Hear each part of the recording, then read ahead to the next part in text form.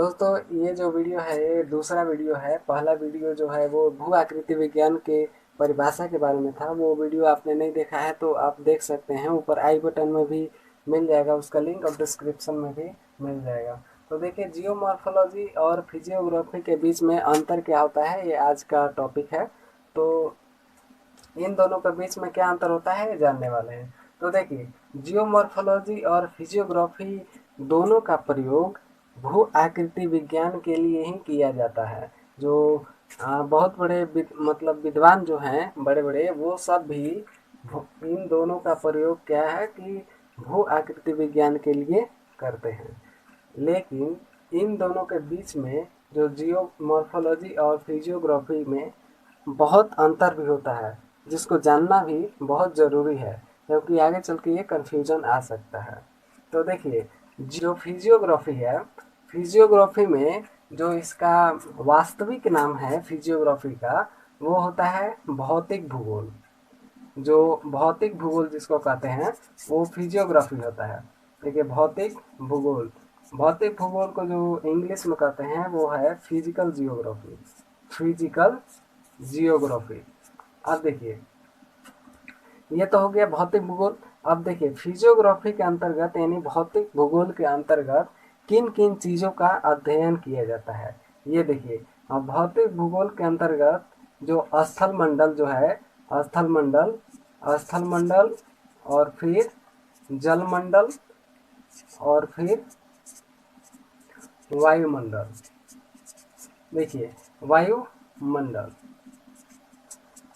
देखिए, स्थल मंडल, जल मंडल और वायुमंडल, इन तीनों का जो मिला जुला अध्ययन है उसी को कहते हैं क्या, फिजियोग्राफी।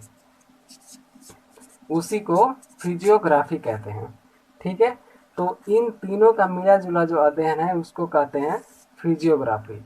अब देखिए, जियोमॉर्फोलॉजी में जो क्या है कि स्थल मंडल का, जियोग्राफी में क्या है कि स्थल मंडल का ही जो विशेष अध्ययन किया जाता है। यानी इसमें जियोमॉर्फोलॉजी में केवल जो है वो स्थल मंडल का ही अध्ययन किया जाता है। अब यहाँ देखिए, फिजियोग्राफी में क्या करते हैं कि इसमें जल मंडल यानी जो है समुद्र विज्ञान, ओशियनोग्राफी, समुद्र विज्ञान, और जो जलवायु विज्ञान है क्लाइमेटोलॉजी, वो भी इसमें आता है। तो फिजियोग्राफी के अंतर्गत क्या है कि तीनों यानी स्थल मंडल, जल मंडल और फिर वायुमंडल, तीनों का जो मिला जुला इसमें अध्ययन होता है। और इसमें क्या है, फिजियोग्राफी में ओशियनोग्राफी और क्लाइमेटोलॉजी यानी जो समुद्र विज्ञान है, समुद्र विज्ञान और फिर जलवायु विज्ञान, इन दोनों को भी इसमें शामिल किया जाता है। अब यहाँ पर देखिए, स्थल मंडल में क्या है कि ओशियनोग्राफी और फिर जो ओशियनोग्राफी और जो समुद्र विज्ञान और फिर यहाँ पर जो क्लाइमेटोलॉजी उसको यानी जो जलवायु विज्ञान, इन दोनों के उतने ही अध्ययन को मतलब कि सम्मिलित किया जाता है जितना कि भू आकृति विज्ञान के जो उसके प्रक्रियाओं में सम्मिलित होते हैं। तो यानी अगर पूरा समझे तो जो जलवायु समुद्र विज्ञान है यानी जो महासागर है और जो जलवायु विज्ञान है, तो इन दोनों के उतने ही भाग को सम्मिलित किया जाता है जितना कि जो भू आकृति विज्ञान के जो विकास में सक्रिय योगदान देते हैं।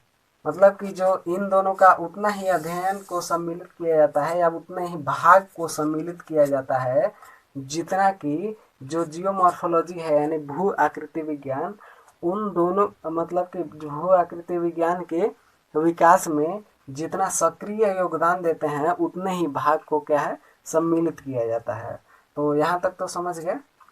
यानी जियोमॉर्फोलॉजी और जो फिजियोग्राफी है, इन दोनों के बीच में क्या अंतर हो जाएगा, एक बार फिर से बता दे रहे हैं। देखिए, फिजियोग्राफी क्या है कि भौतिक भूगोल की, यानी इसका जो वास्तविक नाम होता है वो भौतिक भूगोल होता है।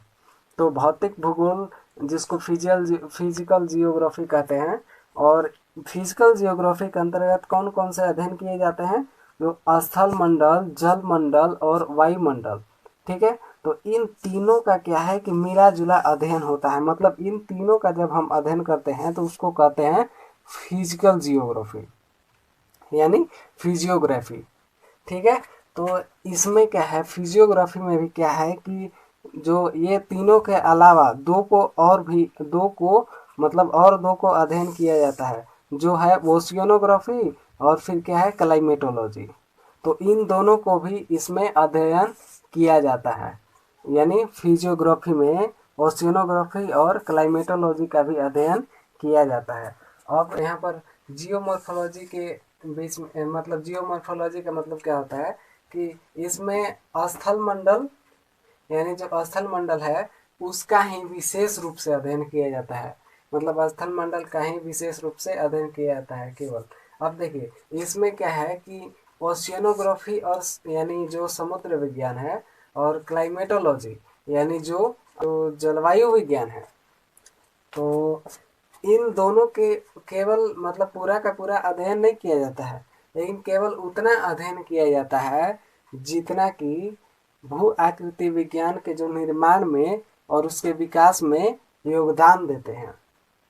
मतलब समझे, जैसे देखिए जियोमॉर्फोलॉजी के निर्माण में, यानी जो भू आकृति विज्ञान के निर्माण में, जैसे पहाड़ बना, तो पहाड़ कैसे बना, देखिए यहाँ पर जैसे है, मान लीजिए पर्वत बना, यहाँ पर देखिए पर्वत बना, तो पर्वत कैसे बना, तो इसमें महासागर कौन सा योगदान दिया, जलवायु विज्ञान के मतलब कि जलवायु कौन कौन सा योगदान दिया, मतलब उन सब से क्या हुआ। तो ये सब मतलब जितना भी आता है इसमें, मान लीजिए कि जलवायु से क्या इस पर प्रभाव पड़ा, और जो समुद्र से क्या इस पर प्रभाव पड़ा, इतने ही मतलब भाग को जो क्या है कि अध्ययन किया जाता है जियोमॉर्फोलॉजी के अंतर्गत। ठीक है, तो इसको तो समझ गए। और जो हमारा जो पिछला वीडियो था वो था कि जो भू आकृति विज्ञान की परिभाषा, जो भू आकृति विज्ञान की परिभाषा जो है, परिभाषा, उस पर पिछला वीडियो था, तो वो आप ज़रूर देख लीजिएगा, क्योंकि वो नहीं देखे होंगे तो ये थोड़ा समझ में नहीं आएगा। लेकिन आप पहले वो देख लीजिए, इसके बाद ये देखिएगा तो अच्छा रहेगा। तो अब मिलते हैं अगले वीडियो में।